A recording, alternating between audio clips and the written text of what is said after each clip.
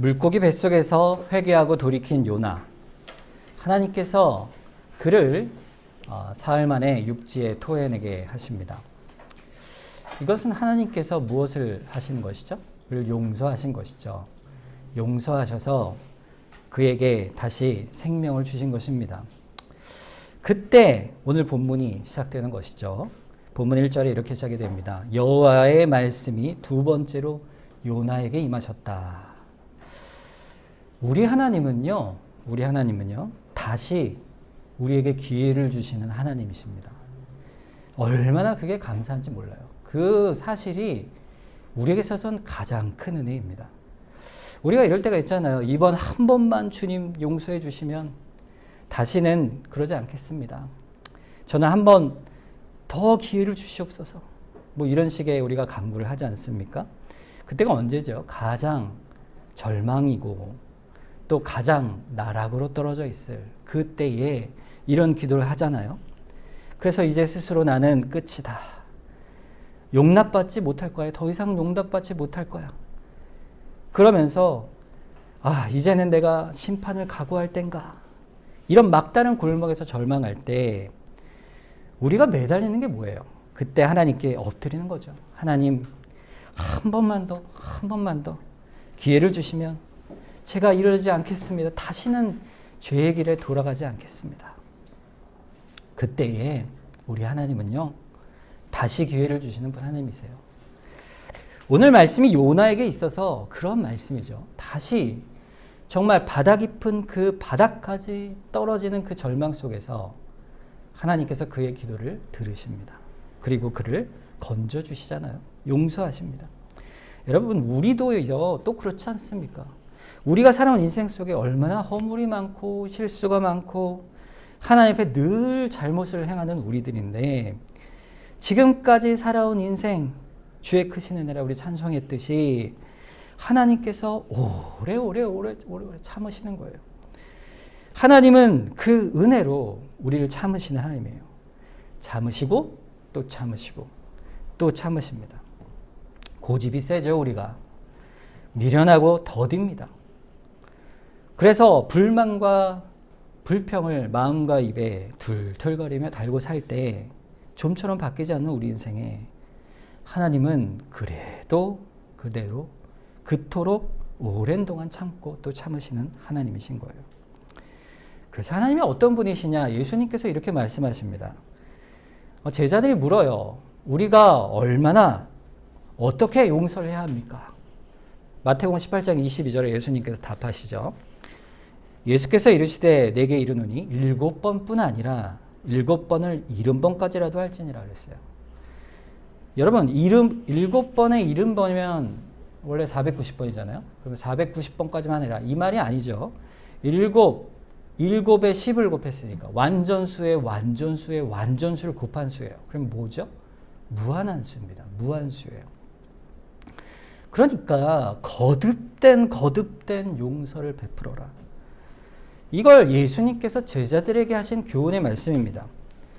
사실 여러분, 우리가 그럴 수 있을까요? 우리 짊어지지 못할 짐이잖아요.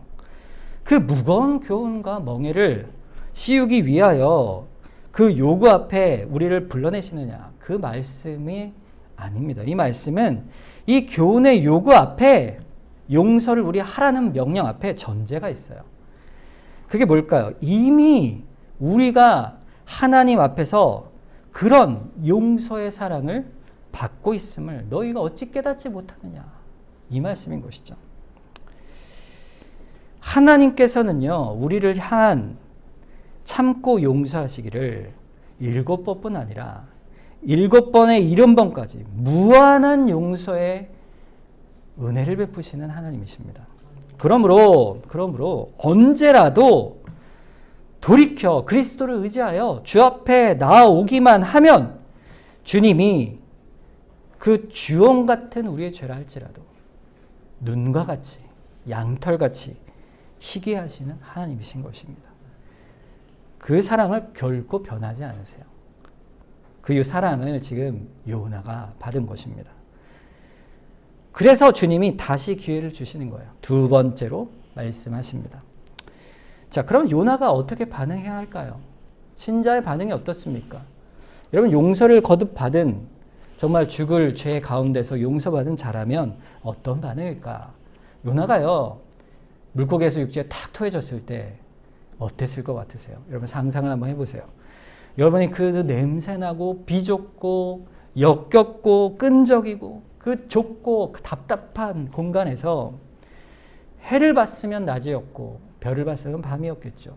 탁 토해졌을 때 그 상쾌한 공기를 맞으면서 뭐라고 생각했을까요? 아, 이제 내가 정말 살아났구나.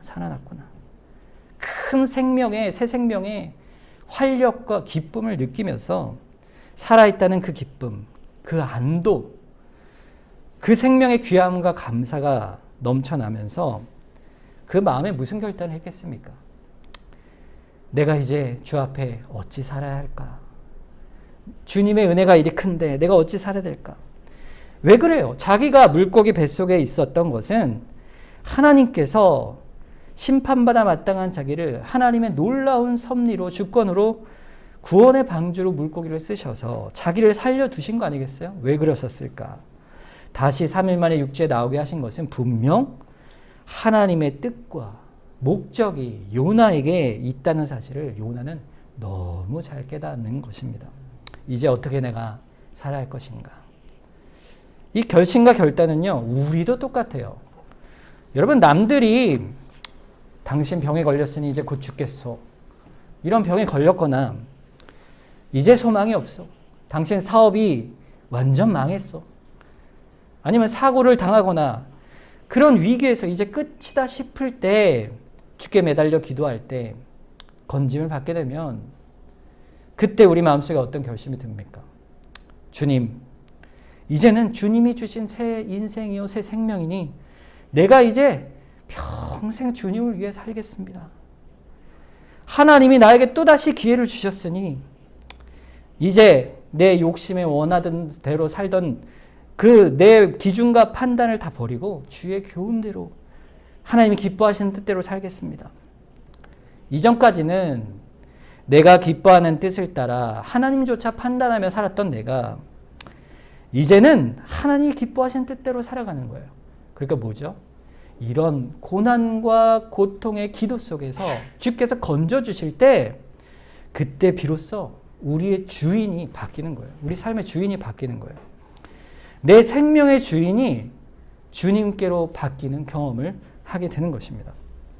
여지껏도 하나님 이름을 부르며 살았지만 그러나 그때 내가 주인이요 하나님은 내 옆에서 나를 돕는 조력자일 뿐이지만 이제는 그 어려운 위기 속에서 비로소 생명의 주인이 내가 아니라 하나님이심을 절실하게 깨닫게 되는 것입니다. 그러니 내가 앞으로 삶을 어떻게 살아야겠습니까?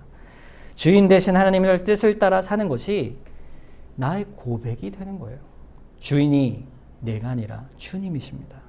그래서 주님 고백하는 거죠. 주여 주여 고백하는 거예요. 그래서 구원받은 사람은요, 자기 생각대로 임의대로 사는 사람이 아닌 것이에요. 구원받은 사람은 분명한 목적과 목표를 가지고 살아가는 사람입니다. 그게 뭘까요? 바로 하나님의 영광이죠. 하나님의 영광입니다. 그런데 이것이 우리 모두에게 해당되는 똑같은 이야기라 그 말이죠. 요나가 바닷속에 던져졌으나 물고기 뱃속에서 다시 토해져가는 그 과정처럼 우리도 똑같이 죄로 인해 죽을 수밖에 없는 자들이 그리스도의 그 은혜로 보혈의 공로로 절망받아 심판받을 우리가 거듭난 자요 중생한 자로 변화되어 간 것, 그것이 우리의 고백이 아니겠습니까? 고린도서 5장 17절에 보면 그런즉 누구든지 그리스도 안에 있으면 새로운 피조물이라 이전 것은 지나갔으니 보라 뭐가 됐다고요? 새 것이 됐다 그랬어요. 우리가 새로운 피조물, 새 것이 된 거예요. 예수 안에 있을 때, 구원을 얻을 때 우리는요 거듭난 사람이에요. 옛사람이 벗어지고 새 사람을 입어 살아가는, 새로운 존재. 그래서 이전에 있던 삶의 목표가 없어지는 거예요. 어떻게 되죠? 우리에게는 그 용서 안에서, 그리스도 용서 안에서 정말 감사로 주님께 나아가는 자는 하나님, 제가 하나님 앞에 새 인생을 살겠습니다. 그 결단으로 마땅한 고백이 되는 사람들. 그들이 바로 신자인 것입니다. 여러분, 그런데 문제가 뭡니까? 문제가 뭡니까? 우리가 슬그머니 잊어버린다는 거예요. 우리 삶이 잊어버리잖아요. 여러분, 나이가 들면 그런 걸 느끼지 않습니까? 요즘 사람들 하는 말처럼 라떼는 말이야 그러잖아요. 그게 뭐예요? 라떼는 말이야 이거죠. 나이가 들면 들수록요, 과거를 회상하며 살아요. 과거의 옛 추억을 이야기 삼아 살잖아요. 그땐 그랬지. 그렇게 웬만합니까? 지금은 그렇게 살지 않기 때문에 그래요. 여러분, 신앙은요, 먼 기억 속의 추억처럼 그땐 나도 꽤나 신앙이 좋았어. 참 열심이었어. 이렇게 과거의 신앙 속의 사람이 되어서는 절대로 안 됩니다. 과거의 모습으로 우리는요, 잘 돌아가는 성향이 있어요. 옛사람으로 자꾸 은혜를 알지 못하던 사람의 모습으로, 경험하기 전의 모습으로 자꾸 돌아가려는 모양이 있어요. 마치 주님, 저는 다시스로 다시 갈 겁니다. 한 그런 요나의 모습과 같은 것이에요. 그런데 주님은 우리에게 새로운 피조물로 만드셔서 새롭게 화목하는 직분을 주셨어요. 그 화목하는 직분, 그 화목이 뭐죠? 누구와 화목하는 거죠? 하나님과 화목해져 가는 거예요. 그런데 직분을 주셨다 그러잖아요. 직분이 뭡니까? 하나님이 우리에게 은혜를 주셔서, 능력을 주셔서, 우리에게 의지도 주시고 기쁨도 주시고 감사도 주셔서, 모두 다 주셔서 죄의 용서를 받은 그 은혜 안에서 그 은혜를 경험하여 아는 자로 하나님께 더 가까이 가는 새로운 삶을 우리에게 주시는 것입니다. 오래 참으시는 긍휼의 하나님은요, 그런 요나를요, 내버려 두지 않으세요. 결코 내버려 두지 않으세요. 사랑의 하나님이시죠. 우리도 마찬가지예요. 하나님께서 우리를 그냥 그대로 내버려 두지 않으십니다. 잊어버리게 두지 않으세요. 그래서 하나님은 지금 그에게 다시 선지자의 직분을, 사명을 주시고 있는 거예요. 하나님은 끝까지 붙들어 다시 세워가시는 거예요. 물고기가 토하여 육지에 나온 요나는 이제 하나님의 은혜와 새 사람의 모습으로 하나님 앞에 다시 서 있는 것입니다. 여러분, 하나님이 두 번째로 그에게 임하셨다, 그에게 사명을 주신다는 것은요, 우리의 구원의 의미를 보여주는 거예요. 여러분, 구원을 받았다는 게 도대체 뭘까요? 예수를 믿고 구원을 받았다, 그래서 영생을 얻고 내가 하나님 나라 천국에 가겠다, 내가 참 구원을 얻었구나, 죄사함을 얻었구나, 그게 구원이잖아요. 그런데요, 구원은 거기서 절대 그치는 게 아닙니다. 그러므로 이제 새 사람으로 거듭나 다시 태어나 하나님과 가까워져 가는 하나님의 자녀로서 새 생명을 누리며 하나님의 교훈을 따라 하나님을 향한 새로운 목표를 갖고 살아가는 적극적인 의미의 구원이 우리에게 이루어져 가야 하는 거예요. 그게 구원이에요. 그래서 구원은 신앙의 의무가 있는 거예요. 하나님이 기뻐하시는 거룩한 삶을, 성화를, 또 하나님의 영광을 살아가는 겁니다. 살아가는 거예요. 주께서 맡기신 사명을 순종하여 감당해 가는 거예요. 그래서 결국에 주님이 우리에게 이루시고자 하는 것은 우리에게 착하고 충성된 종이라 칭찬하시는 것입니다. 주께서 이 구원받은 신자의 새 사람의 모습을 이렇게 말씀하셨어요. 우리가 어떻게 해야 그러면 새 사람의 모습을 살까? 마태복음 16장 24절에 보면 이에 예수께서 제자들에게 이르시되 누구든지 나를 따라오려거든 자기를 부인하고 자기 십자가를 지고 나를 따르라 그랬어요. 여러분, 주님을 따르는 것, 주님을 순종하고 주님을 닮아가고 거룩하여져 가는 것이 신자의 삶인데, 그럼 먼저 뭘 해야 되느냐? 자기를 부인하는 겁니다. 여러분, 자기를 부인한다는 말이 뭘까요? 난 내가 아니야, 이게 아니고요. 내 마음에 옛사람의 본성이 있어서 막 내 옛사람의 본성을 향해 가고 싶은데 그거를 거스리는 거예요. 그래서 새 사람의 길을 그래도 참고 이기며 나아가는 것이 나를 부인하는 거예요. 그래서 그게 자기 십자가가 되는 겁니다. 그 길을 걸어갈 때 감당해야 될 난관과 어려움이 우리 앞에 있는 거죠. 감당하고 이겨 나아가라. 그래야면 주님을 쫓아갈 것이다. 이것이 신자의 소명이요, 사명입니다. 여러분, 주님께서 우리에게 주신 사명이요, 그냥 가만히 있으면 이루어질까요? 아니죠. 주님의 사명은 목표와 우리 삶의 실천적 계획으로 자신의 시간과 마음과 필요에 따라 물질을 쏟아 같이 동역할 사람들을 찾아 얻어내는 것이에요. 여러분, 교회 사역을 한번 생각해 보세요. 여러분, 교회에서 는 많은 봉사들 다 하시잖아요. 교회 선한 일들이요, 다 그렇게 이루어지는 거예요. 여러분, 주일학교 교사들 우리 여기 계신데 너무 귀합니다. 사실 주일 아침에 일어나는 게 너무 힘들잖아요. 피곤하잖아요. 그 아침에 꿀잠 자는 거 1시간, 2시간 일찍 일어나서 시간을 내어 청하여 나와야 되잖아요. 그것도 혼자 합니까?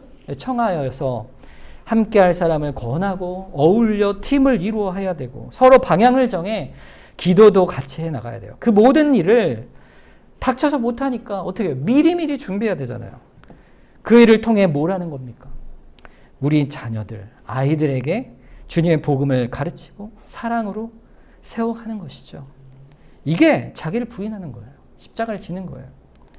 여러분, 반주자도 마찬가지예요. 반주자, 찬양 사역자, 뭐 찬양의 봉사, 그냥 되는 게 아니죠. 여러분, 얼만큼 준비된 시간에 헌신을 갖느냐에 따라서 이 찬양의 사역이 이루어지는 거 아니겠어요? 헌신이 필요한 거예요. 주방 봉사도 마찬가지입니다. 미리 메뉴를 정하고 장을 미리 보고 또 레시피를 짜서 한 주 한 주 그 헌신이 너무 크잖아요. 또 먼 길 예배를 위해 운전해 오는 교우들도 있어요. 아침에 그 나오는 길이 어때요? 자기를 부인하는 거예요. 십자가를 지는 거예요. 모든 교회와 신앙의 일은요, 그 사랑과 섬김의 봉사가요, 사명이요, 자기 소욕을 부인하는 겁니다. 십자가를 지고 주님을 따라가는 거예요. 어떤 일도 그냥 되는 일이 아닙니다. 모든 사명으로 하나님께 영광을 돌리는 것, 하나님의 기쁨이 되는 것, 그게 목적인 것이죠. 우리 일상도 마찬가지예요. 우리 일상도 직장에서, 가정에서 주의 교훈을 따라 순종하는 것도 다 자기를 부인하는 일이죠. 요나는요, 육지에 탁 뱉어졌을 때, 아, 이제 살았구나. 그러면서 대자로 탁 바닷가에 누워서, 살았어. 기쁘다. 하고선 집으로 툴툴거리고 가서 잘 살았다. 그렇게 끝나지 않습니다. 벌떡 일어나 허리를 동이고 신발끈을 탁 묶고 주께서 맡기신 그 책임을 내가 가겠습니다. 이렇게 바뀐 겁니다. 자기를 부인하고 옛사람을 부인하고 십자가를 지고 새 사람의 일을 해나가는 것이죠. 여러분, 그 일이 어때요? 가벼울까요? 무거울까요? 이 놀라운 게 있어요. 놀라운 비밀이 있어요. 분명히 주님이 약속을 하세요. 마태복음 11장 28절 30절에 수고하고 무거운 짐진 자들아 다 내게로 오라. 내가 너희를 쉬게 하리라. 나는 마음이 온유하고 겸손하니 나의 멍에를 메고 내게 배우라. 그리하면 너희 마음이 쉼을 얻으리니 이는 내 멍에는 쉽고 내 집은 가벼움이라 하시니라 그랬어요. 수수께끼 같은 말이죠. 우리에게 짐과 멍에를 메게 하시는데 그걸 가볍다고 하세요. 왜 그럴까? 야, 이게 보세요. 주님이 주시는 사명이 이 멍에 아니겠어요? 누구의 멍에라고 했어요? 내 멍에라고 했어요. 주님의 멍에, 주님의 짐이에요. 그러니까 주님이 우리를 불러내실 때 그것을 우리에게 그냥 던져주는 게 아니고 주님이 지신 짐을 옆에 그저 같이 동행하여 가도록 불러내시는 거예요. 그게 멍에 아니겠어요? 소가 끄는 게 멍에잖아요. 밭을 갈 때. 근데 우리나라는 이제 한 마리로 끌지만 이스라엘은 2마리로 끕니다. 그래서 2개예요. 그러면 한 마리가 앞에 힘센 소가 끌고 가면 옆에는 어때요? 그냥 같이 가는 거죠. 다른 소가. 주님은요, 분명히 자기를 부인하고 자기 십자가를 지고 우리가 각각 가는데 주님은 그 멍에와 짐이 가볍다 하시는 거예요. 주님께서 책임을 지시는 겁니다. 우리에게 짐을 주시죠. 그 짐이 우리에겐 가볍다. 마태복음 7장 14절에 보면 생명의 길로 인도하는 문은 좁고 길이 협착하여 찾는 자가 없다. 주님을 쫓는 길이 좁고 험악한 길인데 왜 쉽고 가볍다 할까?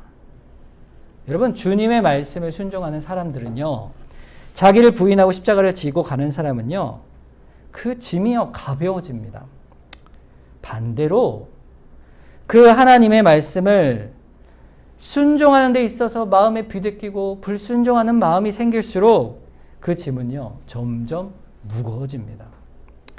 여러분, 순종하고 짊어질만 한데 하고 짊어지고 가보면요 결국에 고백하는 고백이 있어요. 그게 뭐죠? 이게 내 힘으로 한 게 아닙니다. 주님이 하게 하셨습니다. 그 고백이 돼요. 사람들이 당신 정말 큰 일을 하셨고 오랫동안 참 수고하셨어요. 어찌 그렇게 큰 일을 할 수 있습니까? 우리는 못할 일이에요. 이렇게 하면 10중 8구 대부분 다 그렇게 고백을 합니다. 뭐라고 해요? 아니에요. 주님이 하신 거예요. 주님이 힘주신 거예요. 주님 은혜로 감당했죠. 남이 볼 때는요 무거운 일이요, 좁은 길이요, 험한 길이요, 십자가처럼 보이는데 정작 순종하여 그 길을 가는 사람은요 가볍다, 할만하다, 주께서 도우셨다. 결국에는 새 생명이 들어 살아가는 사람의 능력과 마음이 주께로부터 나온다는 것을 고백하게 되는 겁니다. 그래서 더욱더 기쁨이 넘치는 거예요. 막상 짊어지면 순종하면 감당할 만하고 감당할 힘과 은혜를 주시는 겁니다. 그래서 쉽고 가볍다 그렇게 하시는 거예요. 교회 일이 다 그래요. 주를 위해 살아간다는 게 다 그렇습니다. 여러분, 인생의 짐도 그렇잖아요. 제가 나이가 들어서 다시 초등학교 어린 시절로 돌아가라. 그러면 제가 갈 수 있을까? 그런 생각 해본 적이 있어요? 전 못 갈 것 같아요. 대열이가 저한테 물어봐요. 아빠 언제 가져왔어요? 그리고 난 지금이 좋은데? 이렇게 얘기해요. 어릴 때 초등학교 6년, 중고등학교 6년, 또 수능을 다시 보고 대학에서 또 4년, 신대원 3년, 뭐 이렇게 군대도 가야 되고 결혼도 해야 되고 출산도 해야 되고 육아도 해야 되고 지금은 알잖아요. 그렇죠? 지나온 인생을 알잖아요. 지나보면 그 어려운 인생을 다 겪은 게 놀랍잖아요. 주님이 붙드셔서 가는 겁니다. 우리 인생이. 그냥 주님이 없으면 옛사람의 기질과 습관과 가치를 살면요 무겁고 힘든 길이에요. 아이고 인생 무겁네. 근데 신앙생활은 주님을 바라보며 가는 것이잖아요. 주님이 짊어지시잖아요. 같이 가는 거예요. 감사와 기쁨이 있는 겁니다.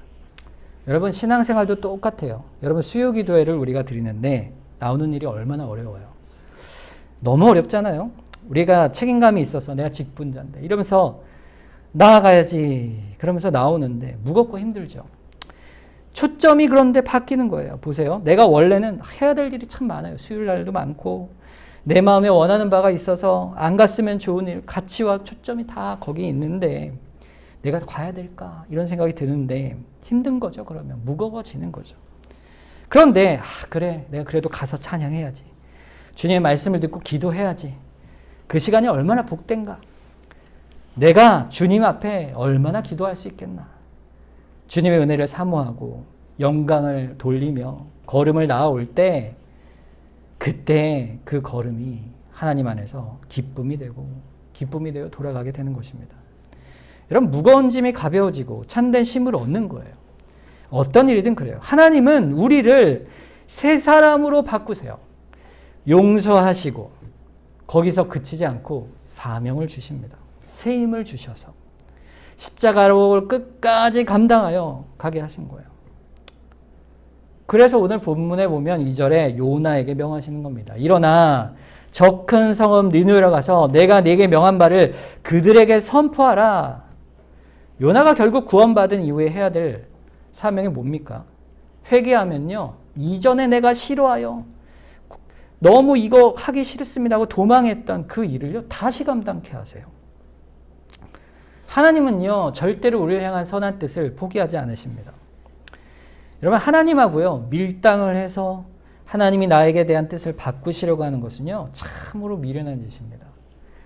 하나님과의 관계에서는 성경의 교훈과 우리를 향한 뜻은 분명하세요. 그 분명한 뜻이 있어요. 그것을 따라 나를 바꿔가는 게 정답이에요. 나를 바꾸는 것이 내 힘으로 되지 않지요. 그래서 주님께서는 은혜로 우리를 붙드시는 겁니다. 그래서 우리는 엎드려야 되는 거예요.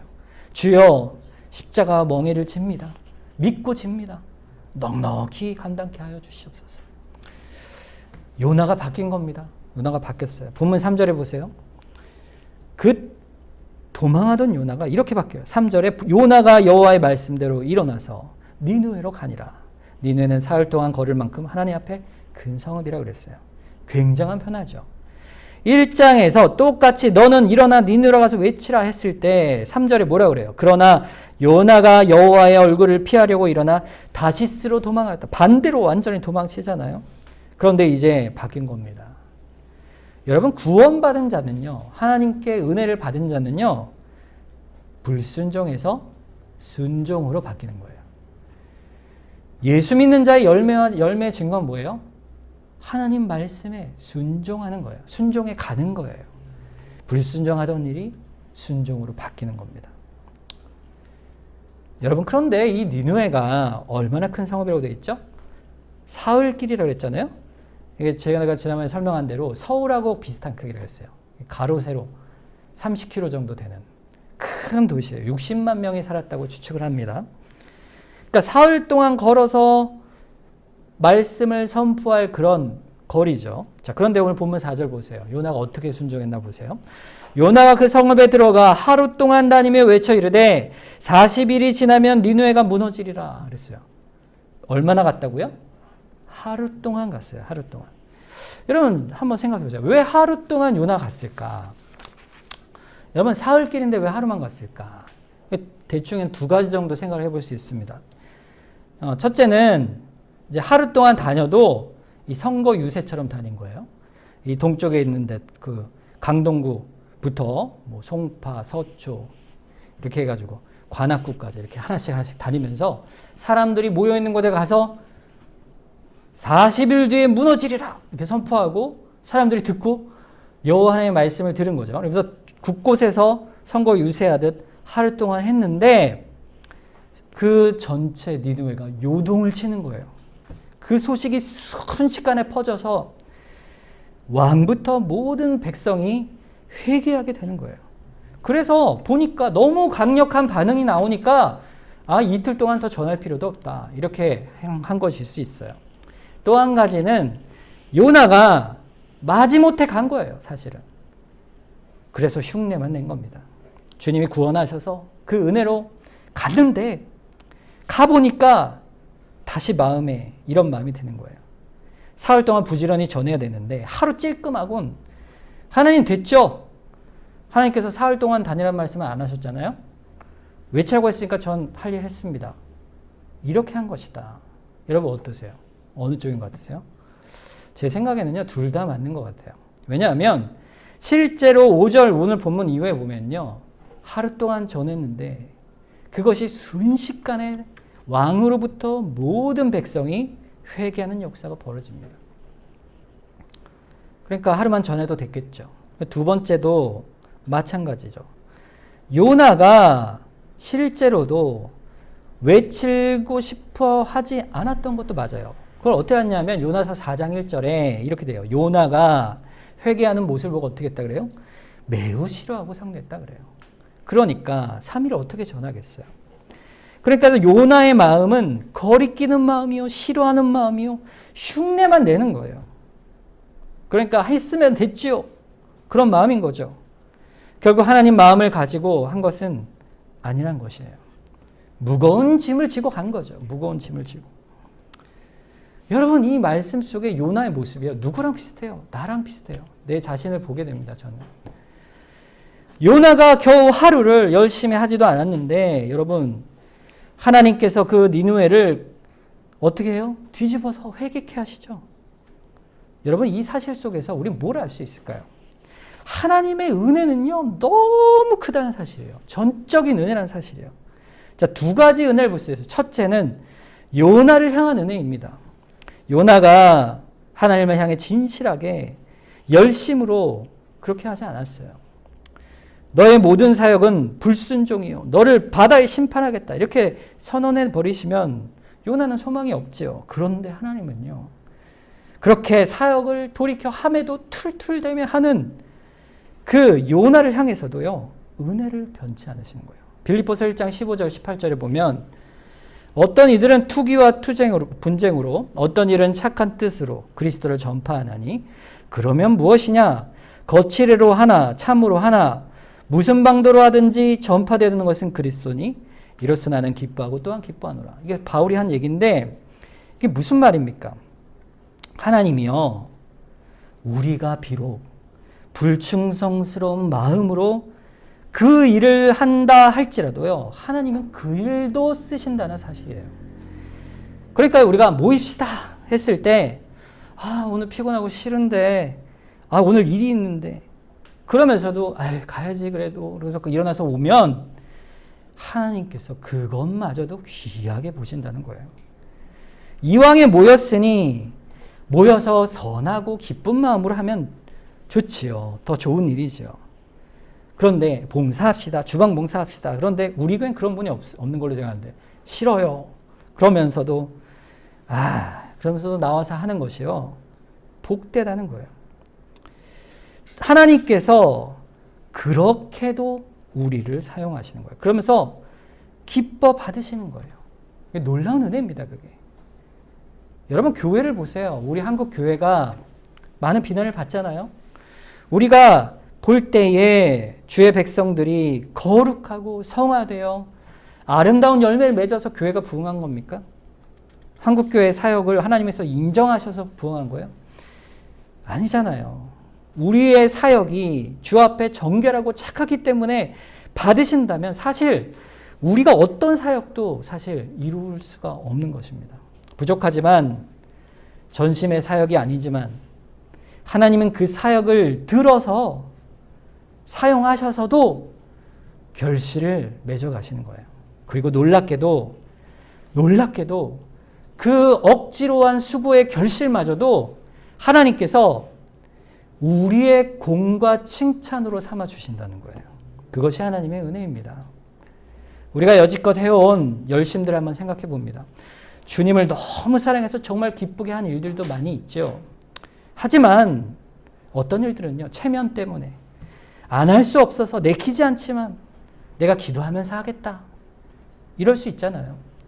하나님께서 이렇게 끙끙대며 기도하며 자기 십자가를 지고 하나님과 하나님의 뜻을 행하여 왔어도 하나님은 그거를 다 인정하신다는 거예요. 허물을 가리고 부족한 순종이라도 다 기쁘게 받으십니다. 이 은혜를 우리가 언제 깨달을까요? 주님 앞에 마지막 날 설 때 주님께서 그래도 내가 너를 착하고 충성된 종이라 이렇게 칭찬하시는 거예요. 여러분, 그러면 우리는 어떻게 반응하게 될까요? 마태복음 25장 37절에 이에 의인들이 대답하여 이르되 주여, 우리가 어느 때에 주께서 줄인 것을 보고 음식을 대접하였으며 목마르신 것을 보고 마시게 하였습니까? 제가 언제 순종했습니까, 주님? 주여, 나는 그저 무익한 종이요, 제가 억지로 한 일이요, 마땅히 할 바를 그냥 했을 뿐이요, 제가 언제 착하고 충성됐습니까? 그런데도 주님은 아니다, 네가 착하고 충성된 종이라, 이렇게 말씀하신다는 겁니다. 이것처럼 큰 은혜가 어디 있습니까? 사실 요나가 그렇잖아요. 요나가 훌륭하게 헌신한 겁니까? 아니잖아요. 구원받은 자로 단숨에 거룩한 자가 확 되어 변화요. 그냥 쫙 변해서 요나가 완전 180도 변했습니까? 아니잖아요. 생명을 주심에 감사하고 내게 강 같은 평화, 이렇게 찬송하며 박수치고 좋아했지만, 그러나 사역에 부담을 줄 때는 힘들고 싫은 겁니다. 그렇게 하면서 억지로 온 거예요.